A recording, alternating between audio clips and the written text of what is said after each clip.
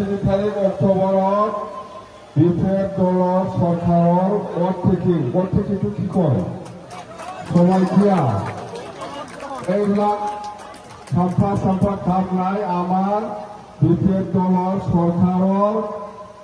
অর্থেকি সেরিমনিটো 3 তারিখ অক্টোবর হব আর আমি যোৱাকালি চিফ মিনিস্টার ডাঙরিয়া লেখা লিখি দিছে স্পেশাল গেস্ট হিসাবে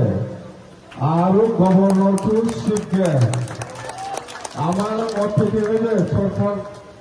সরকার বড়াতে অর্থেকি লই না এইটো 3 তারিখ আমারটো আর কি লাগে সরকার বড়াই গল তারিখটো 3 তারিখ অক্টোবর মিथिबाय जोंना सरकार दानायनि बे अर्थेकिया मा होनो अर्थेकिया समायखिया लानायलै शपथ ग्रहण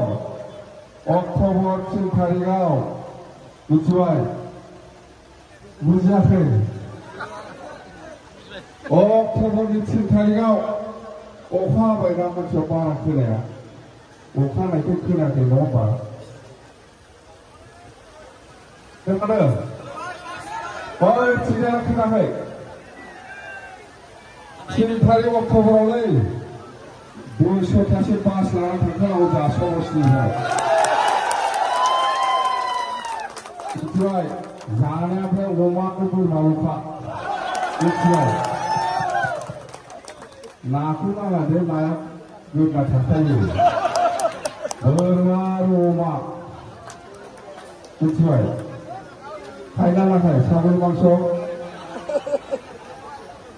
बोरमाजों अमाजोंल' जानाया